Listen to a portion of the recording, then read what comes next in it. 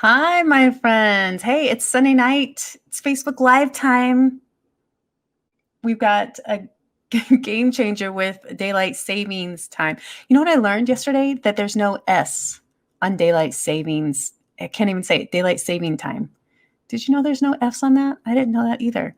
So it's daylight saving time here in the US. And so it shocked me that it's already 6 o'clock. Why does it shock me? We go through this every year, but the light's still on. It's still sunshiny outside. And my dog she's thrown off because she didn't even ask to be fed until like 5:15. So poor thing, she's off. Hey, I wanted to come in and talk to you today because just this week I had a client say one of my past Facebook Lives, I had shared some really vulnerable stuff. And she goes, I'm so glad you did that because up until you did that, I just thought you had your whole life all together and you were kind of perfect. And I was like, oh my gosh. Let me break the news to you. That is not the truth. And I do know that I can come across like I have all my shit together. I also know that I think the people closest to me maybe getting a hint or an idea that that's not always the case.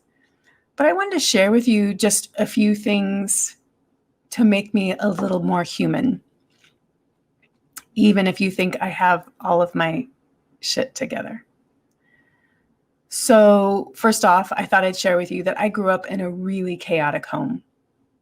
My dad was a high-functioning alcoholic, and my mom was really unhappy in her marriage of 25 years. And so I would watch them fight I would sit in the living room in a chair. I so remember in a chair, just watching furniture fly back and forth across the room. And I have this great story of one time they were in a fight while my mom was making hamburger patties.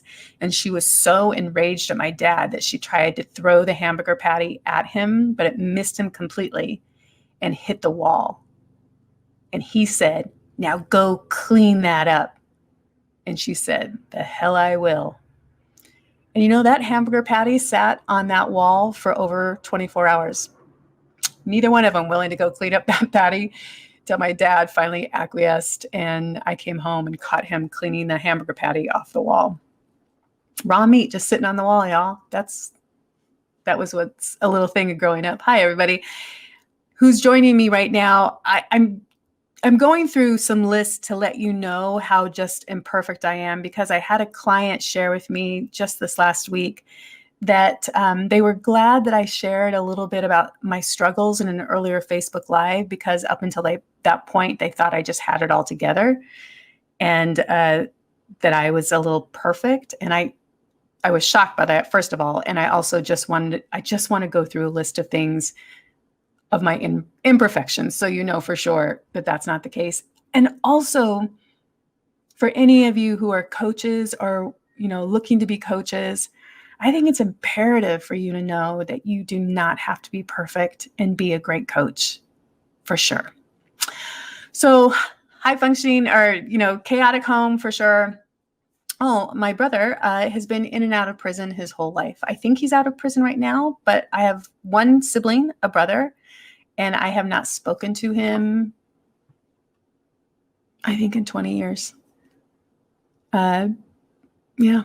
So that's my sibling.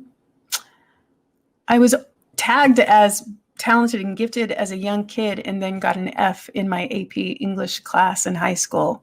I just flamed out. I didn't know how to study. And once things got hard, I didn't know how to do hard things. I didn't go to college. After high school, I went later, only when my company paid for it, but I missed out on the entire college experience. I married someone that I knew I shouldn't be marrying. In fact, when my dad grabbed my arm to walk me down the aisle, he asked me this question. I so remember this. I could go back to this moment right now. He asked me, so you ready for this?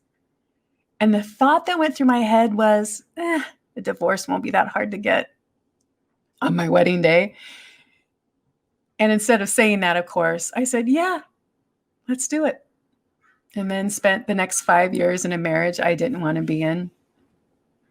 I stayed in a job I was unhappy in because I didn't believe I could do anything else. And then I stayed in a 14-year relationship after finally getting the divorce after that husband. I stayed in a 14-year relationship with someone because I didn't want to hurt his feelings. Do you kind of get the theme here that I wasn't ever really looking out for myself? I've been codependent for as long as I can remember, taking care of my mom in that relationship that she was in with my dad, the high functioning alcoholic, taking care of my partners that I was in, making sure their feelings weren't hurt, but never at all taking consider of mine.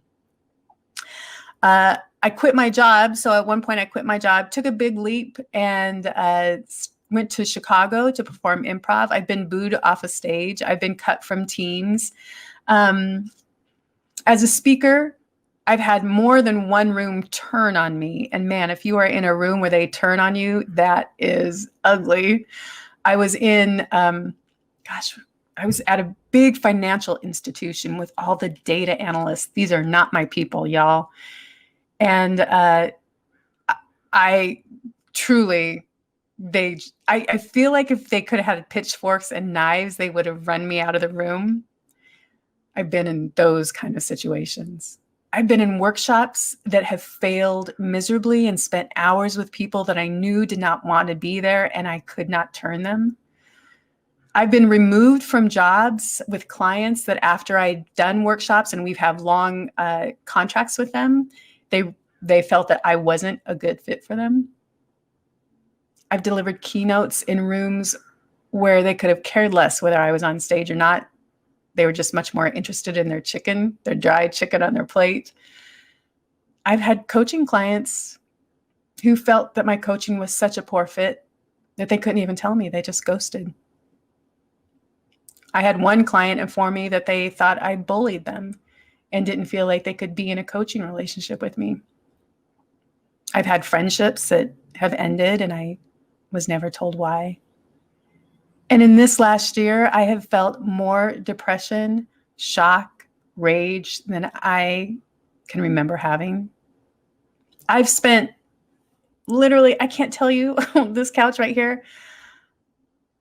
I'm embarrassed to tell you how many times I've fallen asleep on that couch in front of the TV and waken up at 2 or 3 in the morning to stumble into bed.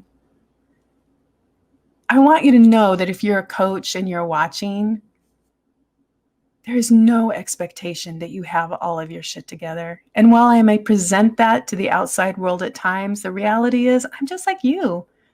Oh my gosh. I'm dealing with my own stuff and my own gremlins that are in my head. And while I've been doing this work a long time, and there are probably elevations of myself that I know, I can look back at all the things that I just listed for you, and I can honestly tell you, I'm grateful, truly grateful for so many of those experiences. They were super painful in the moment, for sure. Some of them I still have scars from, but I learned so much from those. I learned how to articulate what I need in partnership. I've learned how to set a coaching agreement really crystal clear so both parties know what the expectations are. I know how to step onto a stage now and tell people and ask people to be present right here in this moment that the chicken is not that great, but what the message I'm about to give you could change your life. I've learned that my family, man, as messed up as it was, they truly were trying to do the best they could with what they had. And that was such a huge lesson for me that I didn't have to repeat that.